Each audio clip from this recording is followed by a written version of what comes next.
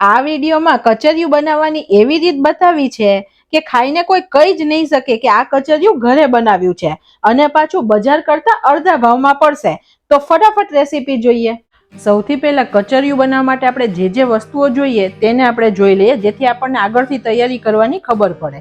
250 ગ્રામ જેટલા કાળા તલ લીધા છે, જેને મેં સાફ કરીને લીધા છે. 200 ગ્રામ કોલ્હાપુરી ગોળ લીધો છે. 2 ચમચી જેટલું ટોપરાનું છીણ લીધું છે. અડધી ચમચી ગંઠોડા પાવડર, અડધી ચમચી સૂંઠ પાવડર, 2 ચમચી તલનું તેલ લીધું છે. 2 ચમચી ઘી લીધું છે અને 1 ચમચી જેટલો ગુંદ લીધો છે. આ ગુંદને તળવા માટે આપણે ઘી લીધું છે. ગેસ ઉપર આપણે માત્ર એક જ વસ્તુ કરવાની છે. ગેસની ફ્લેમ એકદમ સ્લો રાખીએ. નોનસ્ટિક પેનની અંદર આપણે ઘી લીધું હતું તે એડ કરીએ. ઘીને થોડું ગરમ થવા દઈએ. ઘી ગરમ થાય પછી જ ગુંદને તળવા મૂકવાનો. જો ઘી અત્યારે ગરમ નહીં હોય ને ગુંદ નાખી દેશું ને તો તે ચવડ થતો જશે ને અંદરથી એકદમ કાચો કાચો રહેશે. ગેસની ફ્લેમ હવે મીડિયમ કરી દીધી છે. અત્યારે મેં જે ગુંદ લીધો છે તેની નાની નાની કણી છે, પણ જો ગુંદ મોટો મોટો હોય તો તમારે તેને ખાંડણીમાં થોડો ખાંડી લેવાનો, જેથી એકદમ ઓછા ઘીમાં તળી શકાય. હવે ઘી ગરમ થયું કે નહીં તે ચેક કરવા માટે એક ગુંદ એડ કરીએ. આટલી વાર લાગી ગુંદને તળાતા, તો 1 મિનિટ હજુ આપણે થોડું ગરમ થવા દઈએ. હવે બધો ગુંદ એડ કરીએ અને ગેસની ફ્લેમ થોડી સ્લો કરી દેવાની હવે, અને સરસ ગોલ્ડન કલરનો તળવાનો, જેથી અંદરથી બિલકુલ કાચો ના રહે. ઓછું ઘી હોય ને તો તમે આવી રીતે સાઈડમાં કરીને પણ તળી શકો છો. આપણે સરસ ગોલ્ડન કરીએ. ગુંદ હાડકા માટે શિયાળામાં ખાવો ખૂબ જરૂરી છે, જેનાથી આપણને કમરના દુખાવા, શરીરના દુખાવા, વા જેવી તકલીફ ના થાય. તો આપણે શિયાળામાં ગુંદને ખાવો જ જોઈએ. બસ જો તમે જુઓ, આપણો ગુંદનો કલર પણ બદલાઈ ગયો છે ને સરસ ગોલ્ડન થઈ ગયો છે, તો આપણે કાઢી લઈએ.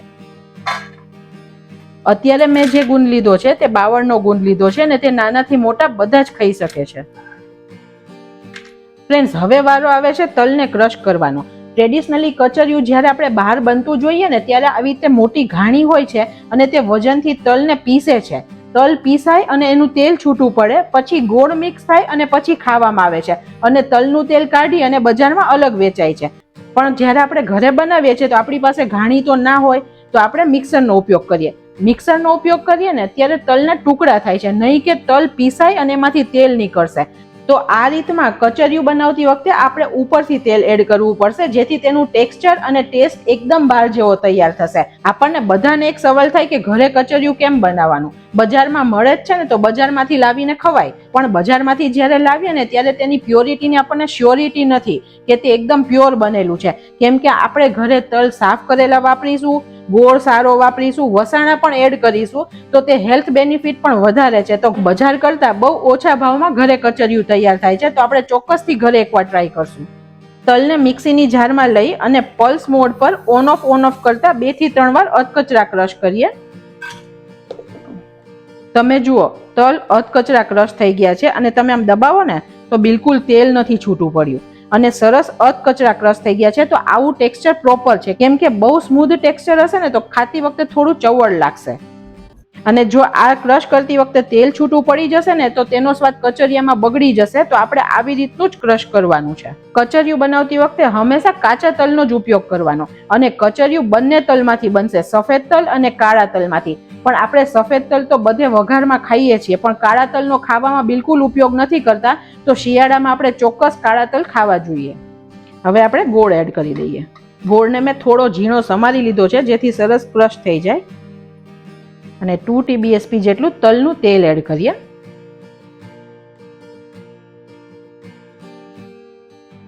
અને આ બધું ફરીથી ક્રશ કરીએ. આપણે ક્રશ કર્યા પછી આ ટાઈમે તમારે ગોળ ટેસ્ટ કરી લેવાનો. તમને જો વધારે ગળપણ જોતું હોય તો તમે આ ટાઈમે ગોળ એડ કરી શકો છો. અને ખાતી વખતે જો દાણાદાર ટેક્સચર લાગે તો બીજું 1 થી 2 ચમચી તેલ ઉમેરી ફરીથી ક્રશ કરી શકો છો, જેથી એકદમ મસ્ત ટેક્સચર આવી જશે. હું પણ અત્યારે બીજું 2 ચમચી જેટલું તેલ એડ કરું છું. ઘાણીમાં તો ફ્રેન્ડ્સ એટલું બધું તેલ નીકળે ને, તે લોકો અલગથી તેલ કાઢી લે અને આપણે ઘરમાં તેલ એડ કરવું પડે, કેમ કે આપણે આમાં તેલ છોડશે નહીં. હવે આને આપણે એક મોટા બાઉલમાં કાઢી લઈએ. હવે આની અંદર આપણે બાકીના બધા મસાલા એડ કરી દઈએ. સૂંઠ પાવડર એડ કરીએ. સૂંઠને ખાવાથી શિયાળામાં કફ નથી થતો એટલા માટે આપણે એડ કરીએ છીએ. ગંઠોડા પાવડર, જેનાથી આપણું પાચન સરસ થાય છે. અને 1 ચમચી જેટલું ટોપરાનું છીણ એડ કરીએ છીએ. જે તળીને રાખ્યો તેમાંથી 2 ચમચી જેટલો ગુંદ એડ કરીએ, કેમ કે અંદર આપણે વધારે નથી એડ કરવાનો.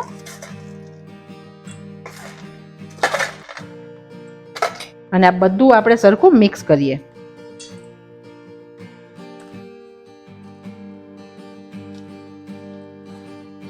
આમ તમે વાળો ને તો વળે તેવું થઈ ગયું છે, અને તમે હાથમાં લો ને તો સરસ તેલ પણ આવે છે.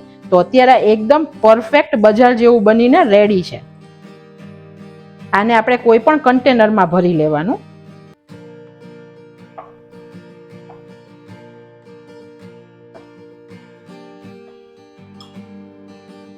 આપણે સરસ ઇવન કરીને તેને ભરી દઈએ. હવે આપણે બાર જેવું જ તેને ગાર્નિશ કરીએ. ટોપરાનું છીણ એડ કરીએ. ખજૂર છે જેને એડ કરીએ. તમે બહારથી લાવો ને તો આ રીતે જ ડબ્બો પેક કરેલું આવે.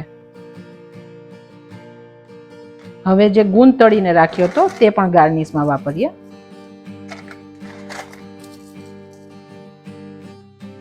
અન્નપૂર્ણામાની કૃપાથી આપણું બેસ્ટ કચરિયું બનીને રેડી છે.